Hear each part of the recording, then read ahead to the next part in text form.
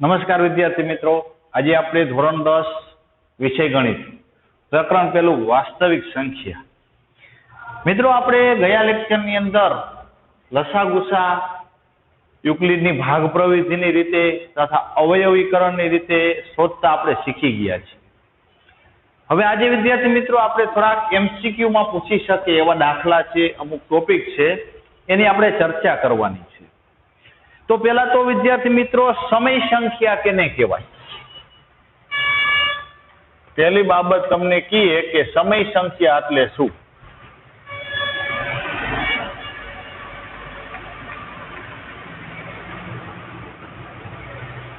સમય સંખ્યા કોને કહીશું આપણે? તો કે જે સંખ્યાને આપણે p ના છેદમાં q સ્વરૂપે દર્શાવી શકી, જે સંખ્યાને આપણે p ના છેદમાં q સ્વરૂપે દર્શાવી શકી, તો એવી સંખ્યાને આપણે સમય સંખ્યા કહીએ. એટલે કે જે અંશ અને છેદવાળી સંખ્યા હોય એ સંખ્યાને આપણે શું કહી? તો કે સમય સંખ્યા કહી. તો કે જે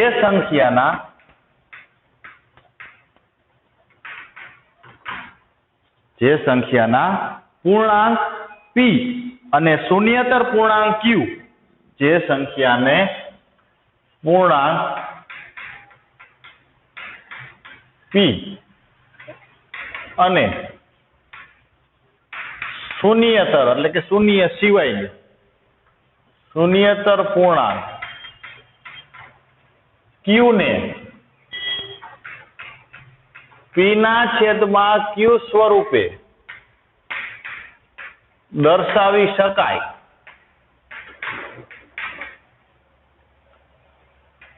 તે સંખ્યાને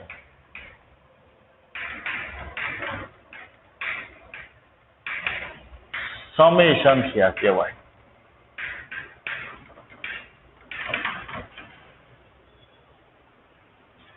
કોઈ પણ સંખ્યા હોય એ સંખ્યાનો પૂર્ણાંક p અને શૂન્યેતર પૂર્ણાંક q એટલે કે છેદ શૂન્ય સિવાયનો હોય અને એને આપણે p ના છેદમાં q સ્વરૂપે દર્શાવી શકતા હોય, તો એ સંખ્યાને આપણે કેવી સંખ્યા કહી છીએ? તો કે સમય સંખ્યા કહીએ છીએ.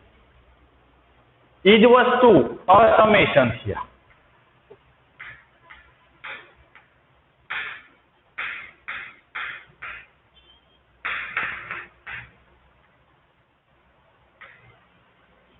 તો કે જે સંખ્યાના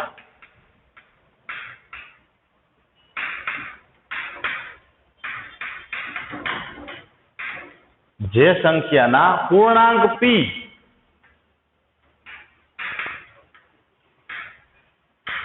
અને શૂન્યેતર પૂર્ણાંક q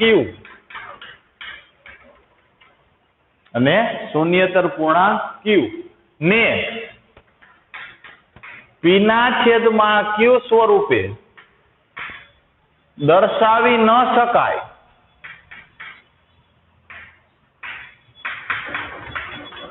p ના છેદમાં q સ્વરૂપે દર્શાવી ન શકાય તે સંખ્યાને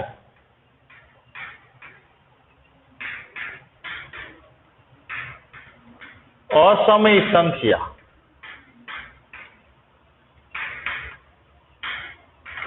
કહેવાય. એટલે કે જે સંખ્યાને આપણે p ના છેદમાં q સ્વરૂપે લખી શકીએ, તો એવી સંખ્યાને સમય સંખ્યા, અને p ના છેદમાં q સ્વરૂપે ન લખી શકીએ તો એવી સંખ્યાને અસમય સંખ્યા કહેવાય. હવે તો કે p પૂર્ણાંક એટલે કે જે ઉપરનો અંશ હોય એ પૂર્ણાંક સંખ્યા હોવી જોઈએ, અને છેદ એટલે કે q જે શૂન્યેતર પૂર્ણાંક, શૂન્ય સિવાયનો કોઈ પૂર્ણાંક હોવો જોઈએ, અને એને આપણે p ના છેદમાં q સ્વરૂપે લખી શકી તો એ સમય સંખ્યા છે, ન લખી શકી તો એ અસમય સંખ્યા છે. એવી જ રીતે તો કે તમને એમ કે √2, તો √2 નું વર્ગમૂળ નીકળતું નથી, એટલે p સંખ્યા પૂર્ણાંક સંખ્યા થઈ નહીં, એટલે એની નીચે આપણે q શૂન્યેતર પૂર્ણાંક એકડાને એટલે કે p ના છેદમાં q સ્વરૂપે દર્શાવી શકી નહીં. મતલબ કે જે સંખ્યાનું વર્ગમૂળ ન નીકળતું હોય એવી કોઈ સંખ્યા તમને આપે તો એ સંખ્યાને પણ આપણે કેવી કહીશું? અસમય સંખ્યા. એટલે કે √2, √5, √7, √11, √2 ના છેદમાં √3, તો આવી બધી સંખ્યા કે વગેરે અસમય સંખ્યાઓ છે.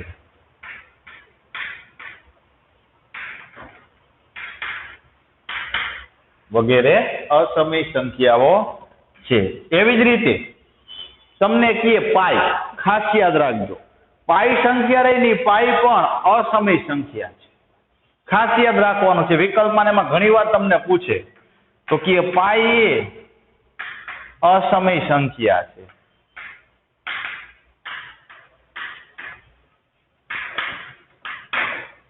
પાઈ એ અસમય સંખ્યા છે. વિકલ્પની અંદર તમને પૂછે તો આવડતું હોવું જોઈએ.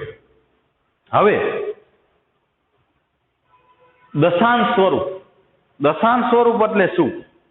તો કે આપણે જે પોઈન્ટ કહી, આપણી ભાષામાં આપણે પોઈન્ટ વાળી સંખ્યા કહી, પણ ગણિતની ભાષામાં એને દશાંશ ચિહ્ન કહેવાય. પોઈન્ટ નો કહેવાય, પણ એને શું કહેવામાં આવે?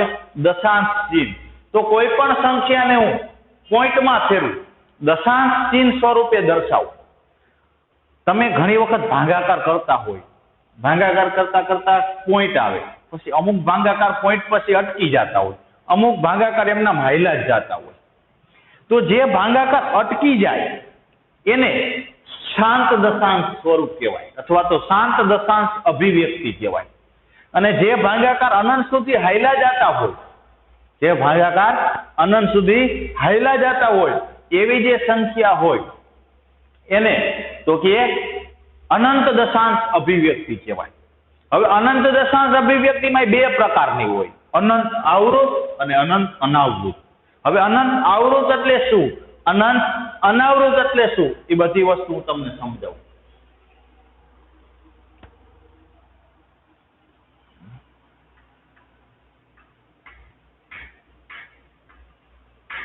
સમય સંખ્યા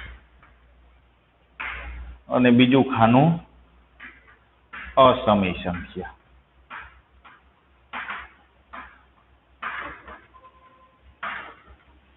પહેલી સમય સંખ્યા તરીકે કેને દર્શાવશે? તો કે પી ના છેદમાં ક્યુ સ્વરૂપે દર્શાવી શકાય.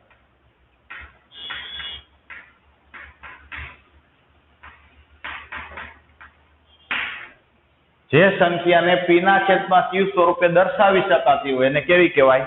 સમય સંખ્યા. અસમય સંખ્યા તો કે પી ના છેદમાં ક્યુ સ્વરૂપે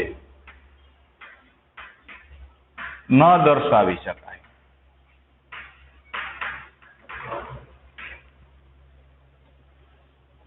સમય સંખ્યા વર્ગમૂળ નીકળતું હોય,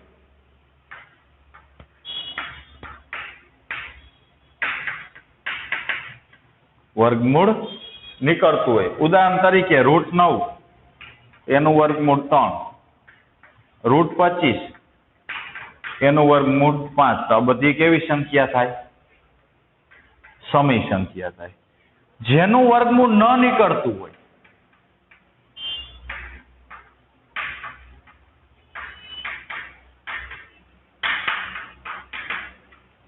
વર્ગમૂળ ન નીકળતું હોય, જેમ કે √3, √7, √11, √13 વગેરે.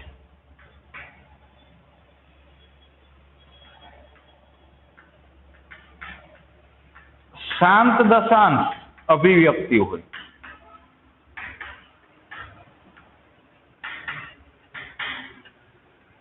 શાંત દશાંશ અભિવ્યક્તિ કઈ રીતે? તો ઉદાહરણ તરીકે 7.115, 9.227, 4.326 આ બધાને શાંત દશાંશ અભિવ્યક્તિ કહેવાય. તો એ કેમ આવશે? સમયમાં. અનંત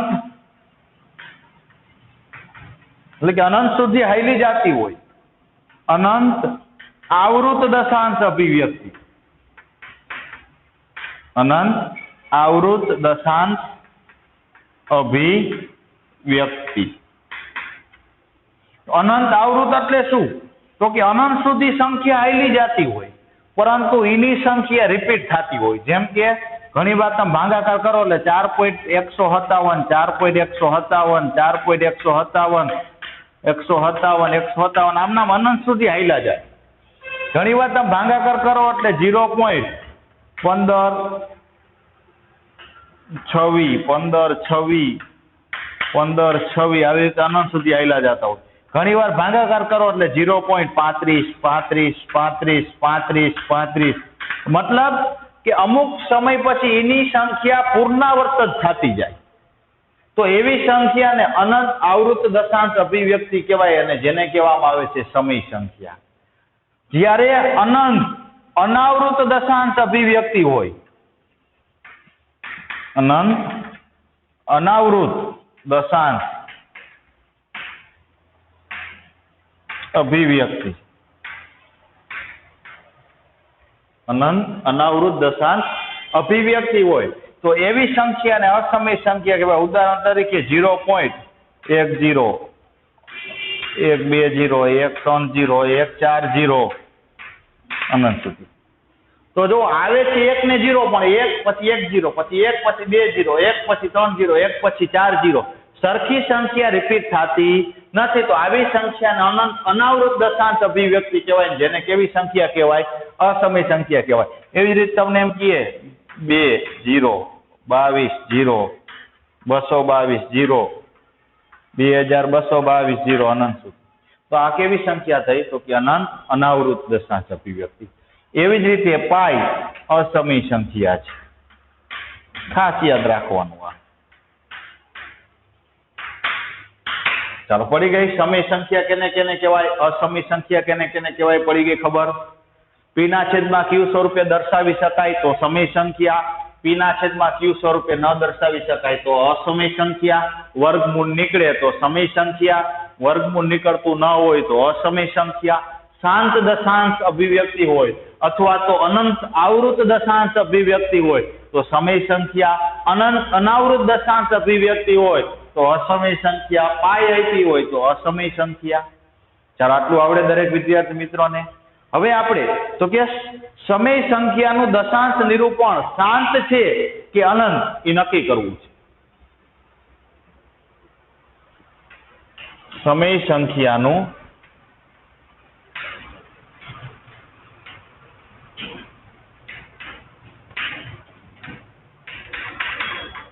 દશાંશ સ્વરૂપ અથવા તો દશાંશ અભિવ્યક્તિ શાંત છે કે અનંત એ નક્કી કરવું છે.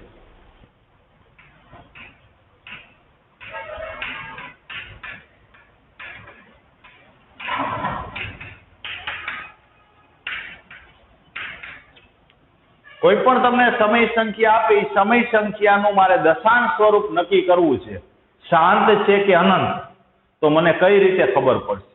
ધારો કે ઉદાહરણ તરીકે હું લઉં 1/2 એટલે 0.5, તો આ તો મને મળ્યું શાંત દશાંશ સ્વરૂપ.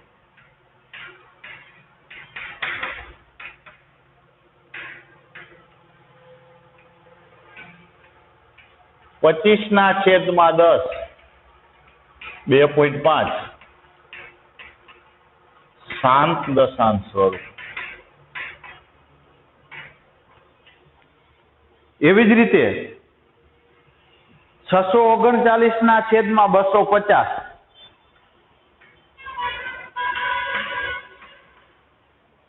639/250 ભાગાકાર કરવું. 250 એકા 250, 250 દુ 500. 9 માંથી 0 જાય 9, 3 માંથી 0 જાય 3, 6 માંથી 5 જાય 1, ભાગનો આલે એટલે પોઈન્ટ 0. 250 50 1250 0 4 1 0 140 1400 50 1250 0 10 કો લઉં, 10 માંથી 5 જાય તો 5, 3 વધ્યા, 3 માંથી 2 જાય તો 1, 1 માંથી 1 ગયો તો 0, 150 એટલે 1500, 6 1500. તો શાંત આવી ગયું 2.556. 2.556. હવે તમે 250 ના ભાગ પાડો જોઈએ 2 વડે.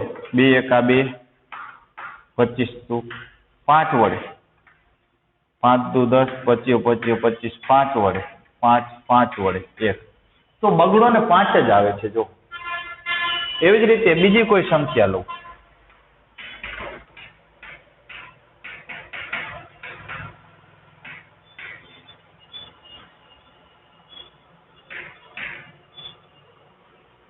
(115/3)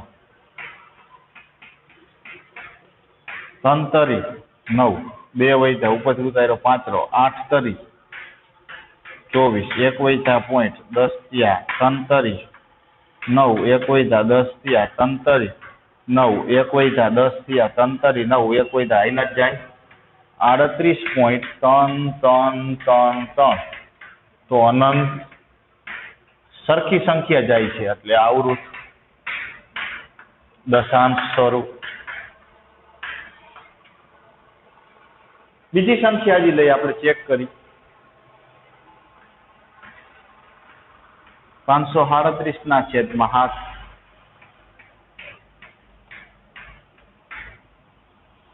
7 6 7 49, કેટલા વૈધા? તો કે 4 47, 7 7 49 વધી જાય 7 6 42, કેટલા વૈધા? 5, ભાગનો આલે પોઈન્ટ 50, 7 7 49, કેટલા વૈધા? 1, કેટલા થયા? 10, 7 1 7, કેટલા વૈધા? 3, કેટલા થયા? 30, 7 ચોકા 28, કેટલા વૈધા? 2, કેટલા થયા? 20, 7 દુ 14, કેટલા વૈધા? 6, કેટલા થયા? 60, 7 8 56, કેટલા વૈધા? તો કે 4, કેટલા થયા? 40, 7 5 35, કેટલા વૈધા? 5, કેટલા થયા? 50, 7 7 49, કેટલા વૈધા? 1, એટલે 10. એમના માઇલું જ જવાનું હોય. તો કે આ સંખ્યા આમના માઇલી જ જાય 76.71, 42, 857. તો અનંત સુધી આવેલી જાય છે. એટલે આને કેવી સંખ્યા કહેવાય? તો કે અનંત આવૃત દશાંશ સ્વરૂપ. તો આના ઉપરથી તમે જોઈ શકો કે છેદમાં જો બગડો ને પાંચડો હોય તો શાંત મળે, અને બગડા ને પાંચડા સિવાયની કોઈ સંખ્યા હોય તો અનંત મળે છે. આ ઉદાહરણ શેના માટે મેં લીધા હતા? ખાલી તમને એટલું સમજાવવા માટે આ ઉદાહરણ દીધા છે કે છેદમાં જોવાનું, છેદના અવિભાજ્ય અવયવ 2 અથવા 5 મળે. 2 હોય તોય ચાલે, 5 હોય તોય ચાલે. એટલે કે બગડો અથવા પાંચડો હોય ત્યારે જ શાંત દશાંશ સ્વરૂપ મળે. બાકી જો છેદના અવયવ બગડો કે પાંચડા સિવાયની કોઈ સંખ્યા હોય, 2 નો હોય 5 નો હોય, એ સિવાયની કોઈ સંખ્યા હોય ત્યારે આપણને એનું દશાંશ સ્વરૂપ છે તે અનંત દશાંશ સ્વરૂપ મળે. ખાસ યાદ રાખજો. શાંત દશાંશ સ્વરૂપ ક્યારે મળશે? અનંત દશાંશ સ્વરૂપ ક્યારે મળશે? એના માટેનો પ્રમેય 1.7 છે. પ્રમેય 1.7 જે પૂછી શકે તમને ભાગાકાર, કઈ મોટી મોટી સંખ્યાના ભાગાકાર ન આવડે તો આપણે ડાયરેક્ટ કેવું હોય તો કઈ રીતે કહી શકીએ? તો કે છેદના અવયવ જોઈ લેવાના, 2 અને 5 હોય તો શાંત, 2 અને 5 સિવાયનો હોય તો અનંત. તો કે પ્રમેય 1.7 છે. જો અનૂર્ણ પૂર્ણાંકો n m માટે, જો અનૂર્ણ પૂર્ણાંકો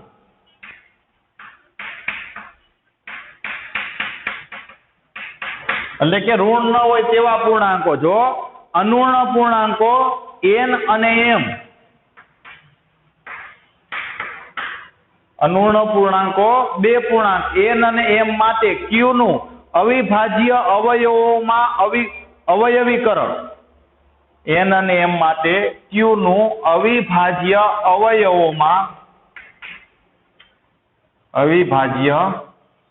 અવયવોમાં અવયવીકરણ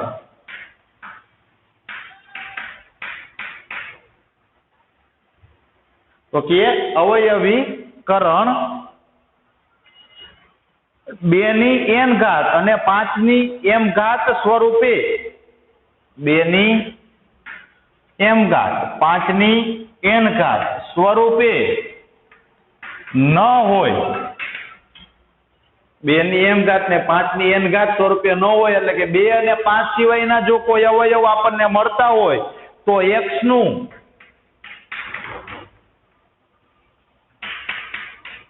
પી ના છેદમાં ક્યુ સ્વરૂપ શાંત દશાંશ મળે નહીં.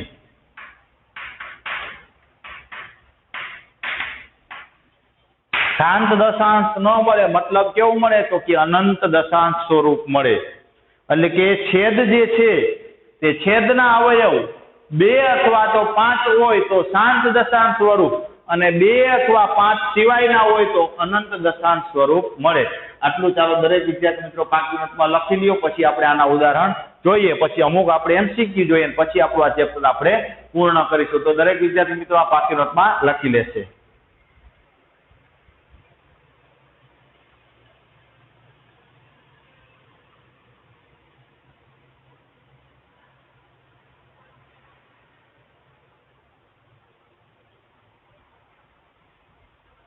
ચાલો દરેક વિદ્યાર્થી મિત્રોને લખાઈ ગયું હશે. હવે આપણે આગળ જોઈએ, ઉદાહરણ લઈએ.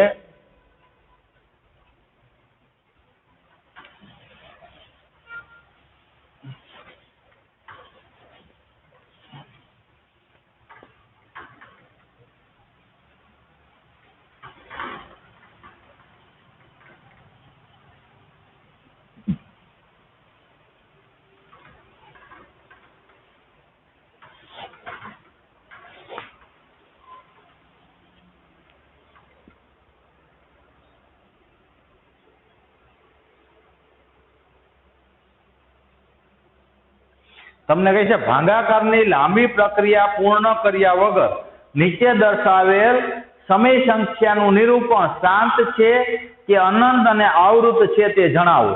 અને તમને રકમ આપી છે 13/31/25. તો 13 ના ભાગ પાડો એટલે 13 ના ભાગ પડે નહીં. હવે 31/25 ના હું ભાગ પાડું 2 વડે તો કે નહીં આવે. 3 વડે, 3 ને 4, 4 ને 2, 6, 6 ને 5 11, 11 ને 3 વડે ન ભાંગી શકે. હવે સીધા 5 વડે.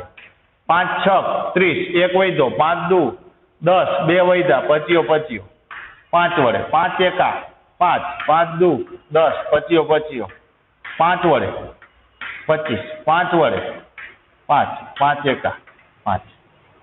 તો શું મળ્યું મને? તો કે 31/25 ના ભાગ મળ્યા 5 ગુણ્યા 5 ગુણ્યા 5 ગુણ્યા 5 ગુણ્યા 5.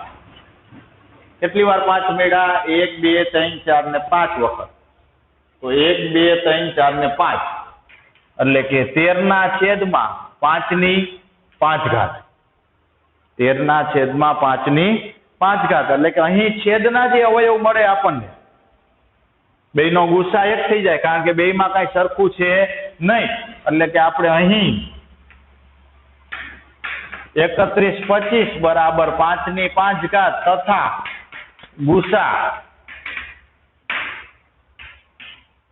13 અને 31/25 બરાબર 1 મળે છે.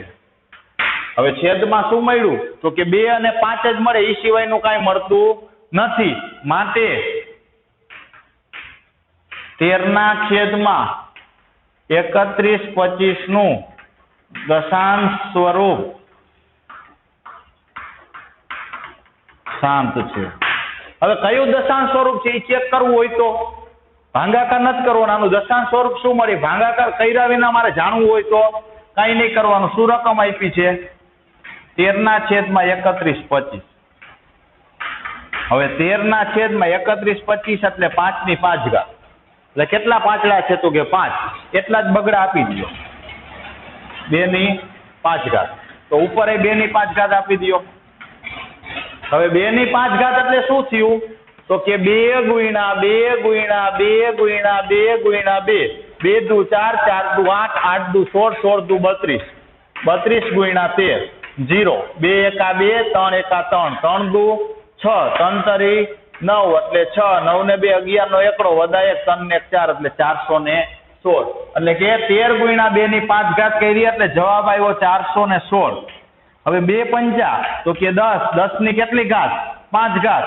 એટલે કે 416 ના છેદમાં 10 ગુણ્યા 10 ગુણ્યા 10 5 વખત થાય એટલે 5 મીંડા. તો 5 આંકડા પછી પોઈન્ટ મૂકી દો તો 0.00416 આ આપણું શાંત દશાંશ સ્વરૂપ મળી ગયું. તમારે ભાગાકાર ન કરવા જવો પડે, એમનામ તમને જવાબ મળી જાય। બીજું ઉદાહરણથી આપણે જોઈએ હજી બીજી કોક આપણે સંખ્યા લઈ તો કે 64/455।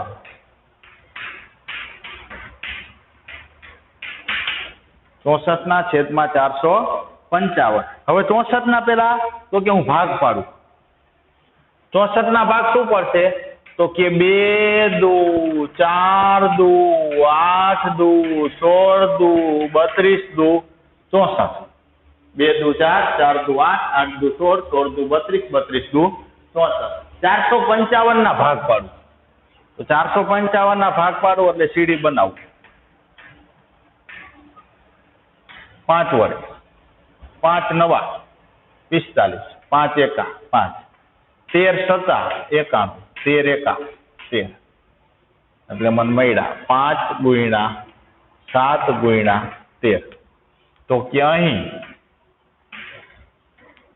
64 બરાબર 2/6 1 2 3 4 5 ને 6 એટલે 2/6 તથા 455 બરાબર 5 ગુણ્યા 7 ગુણ્યા 13 એટલે બેયમાં કઈ હરખું નથી એટલે ગુસ્સા કેટલો મળ્યો તો કે 1 ગુસ્સા 64 ને 455 બરાબર 1 મળે। અહીં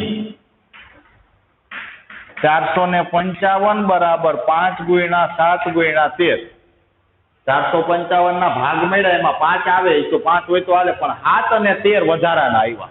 આપણે તો શું આવવું જોઈએ બગડો અને પાંચડો। બગડા અને પાંચડા સિવાયનું આવ્યું 7 અને 13 તો કે અહીં 455 બરાબર 5 ગુણ્યા 7 ગુણ્યા 13 છે જેમાં 2 અને 5 સિવાયના અવયવ 2 અને 5 સિવાયના અવયવ 7 અને 13 છે માટે 64/455 નું દશાંશ સ્વરૂપ અનંત અને આવૃત મળે। પડી ગઈ ખબર? કોઈ પણ સંખ્યાના છેદમાં બગડા અને પાંચડા સિવાય હા ધારો કે અહીંયા 7 ને 13 આવ્યા હોત તો તમે શું કરે 7 7 13 13 ઉડી ગયા તો નીચે શું વધ્યું 5 1 જ તો આનું દશાંશ સ્વરૂપ કેવું થાત 7 પણ 7 અને 13 ઉડતા નથી તો છેદમાં 7 અને 13 વધ્યા તો બગડા અને પાંચડા સિવાયનું જો છેદમાં કાંઈ વધતું હોય તો ક્યારેય એનું દશાંશ સ્વરૂપ આપણને શાંત મળે નહીં અનંત અને આવૃત જ મળે। આ ખાસ યાદ રાખવાનું। અંશના ભાગપાર નાખો છેદના ભાગપાર નાખો ઉડે એટલે ઉડાડી દો છેદમાં જોવાનું બગડો ને પાંચડા સિવાયનું કાંઈ વધે હે તો કે હા જો વધતું હોય તો અનંત આવૃત દશાંશ અભિવ્યક્તિ ન વધતું હોય તો શાંત દશાંશ સ્વરૂપ। ચાલો લખી લ્યો પછી આગળ MCQ અમુક જોઈએ આપણે।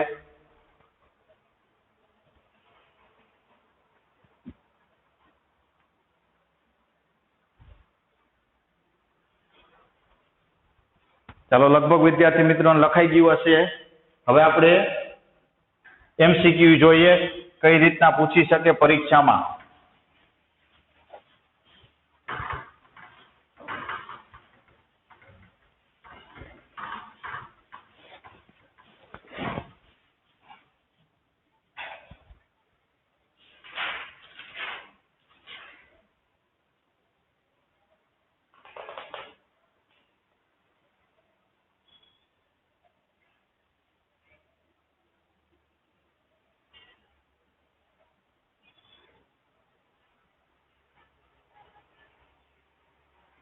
તમને પ્રશ્ન પૂછી શકે પેલો MCQ માં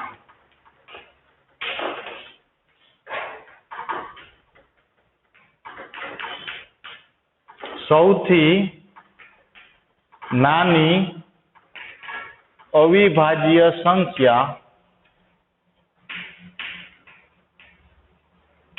ખાલી જગ્યા છે। ઘણા વિદ્યાર્થી મિત્રો આમાં ભૂલ કરે છે એટલા માટે લઉં છું। સૌથી નાની અવિભાજ્ય સંખ્યા અર્થ અહીંયા 1 લખીને બેસી જાય। મેં તમને ગયા લેક્ચરમાં કીધું હતું એક રહ્યો એ વિભાજ્ય પણ નથી અને અવિભાજ્ય પણ નથી, તટસ્થ છે અને વિભાજ્યમાંય નહીં ગણવાનો, અવિભાજ્યમાંય નહીં ગણવાનો. એટલે સૌથી નાની અવિભાજ્ય સંખ્યા પૂછે તમને તો તમારે એનો આન્સર આવે 2.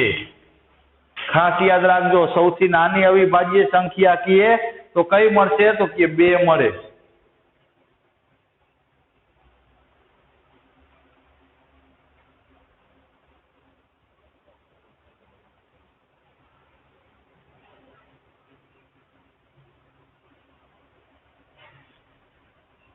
તમને પૂછે 330 અને 65 નો ગુસા ખાલી જગ્યા થાય.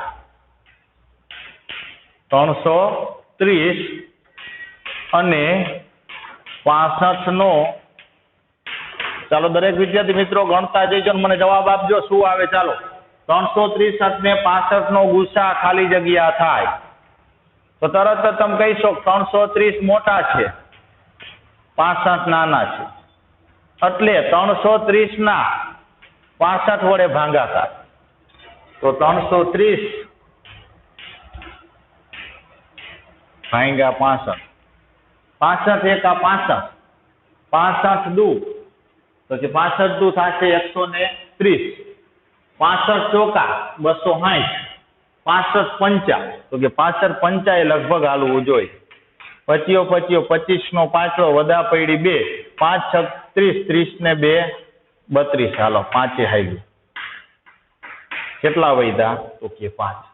65 પંચા એટલે 65 ગુણ્યા 5 વત્તા શેષે મળી 5. 65 નીચે ઉતરે, કેટલા વડે ભાગાકાર થાય? 5 વડે. 13 પંચા 65 વત્તા 0 એટલે અંતિમ શૂન્યતર શેષ શું મળી? તો કે 5. તો લખવાનું અંતિમ શૂન્યતર શેષ 5 મળે.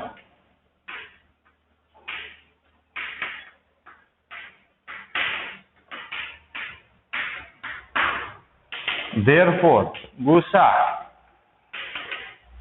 કેનો જોતો હતો? તો કે 330 ને 65 બરાબર કેટલો મળશે? તો કે 5. આ આપણો જવાબ.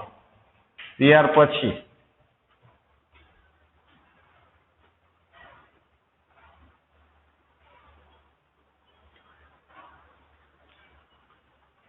5k પ્લસ 1 ના વર્ગને 5 વડે ભાંગતા ખાલી જગ્યા શેષ મળે. હવે તો કે આનો ભાગ પાડવું. 5k વત્તા 1 નો વર્ગ, તો દ્વિપદીનો વર્ગ એને છૂટા પાડવાની રીત. પહેલા પદનો વર્ગ એટલે 5 નો વર્ગ, 25k નો વર્ગ. હોય એવી નિશાની એટલે પ્લસની નિશાની. બગડા સાથે પેલું પદ બીજું પદ, 2 પંચા 10k વત્તા 1 નો વર્ગ 1. હવે આ બે ની અંદરથી 5 કોમન નીકળે તો 5 કોમન કાઢું, બીજું k કોમન કાઢું એટલે અહીંયા વધ્યું 5k વત્તા 2 વત્તા 1. હવે આને તમે 5 વડે ભાંગી શકો, પણ આને 5 વડે ભાંગી શકતા નથી. એટલે છેલ્લે શું વધ્યું? 1. તો આપણને શેષ કેટલી મળશે? તો કેટલી શેષ વધે? 1. પડી ગઈ ખબર? ત્યાર પછી બીજા MCQ જોઈએ.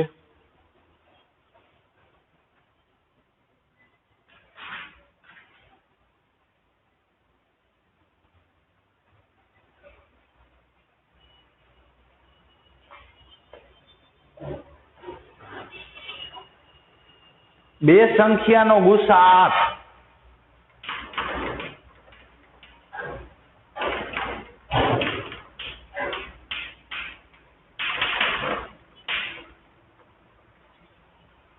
અને તેમનો ગુણાકાર.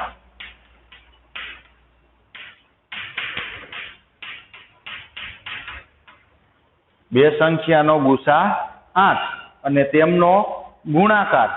ગુણાકાર કેટલો આપ્યો છે? તો કે 384 છે. તો તેમનો લસા ખાલી જગ્યા થાય. બે સંખ્યા, કઈ બે સંખ્યા હું જાણતો નથી, એટલે કે NB બે સંખ્યા, એનો ગુસા 8 છે, ગુણાકાર 384. આપણી પાસે સૂત્ર હતું લસા એ બી ગુણ્યા ગુસા એ બી, એટલે કે લસા ગુણ્યા ગુસા બરાબર બંને પૂર્ણાંકોનો ગુણાકાર.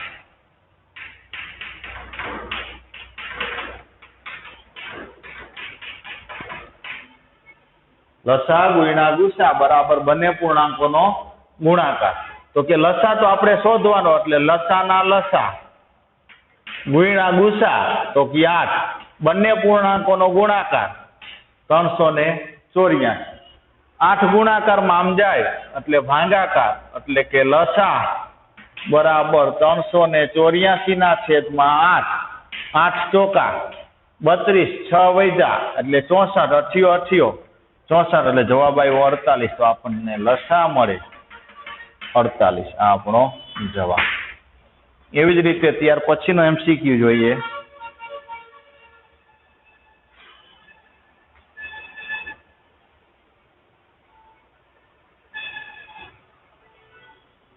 .417 ના છેદમાં 350.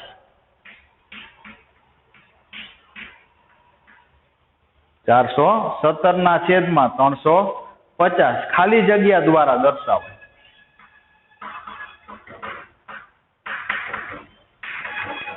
ઓપ્શનમાં આપ્યું છે આપણને એ શાંત દશાંશ સ્વરૂપ,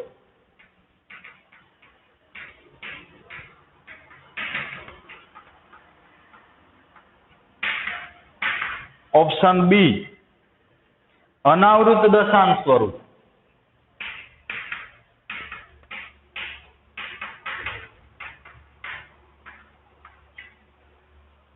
ઓપ્શન સી આવૃત દશાંશ સ્વરૂપ,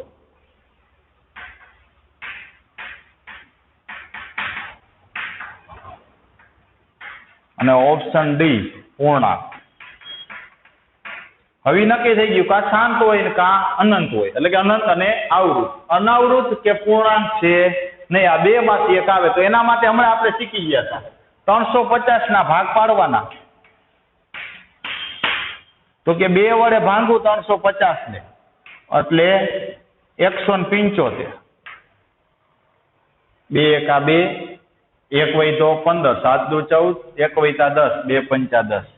5 વડે ભાંગું 5 તરી 15, 2 વૈધા 25, 25, 5 વડે ભાંગું 7 પંચા 35, 7 એકા 7. 417 ના ભાગ પાડું. વધારાનું 2 અને 5 સિવાયનું 7 આવે, અને 7 વડે ભાંગી જવું.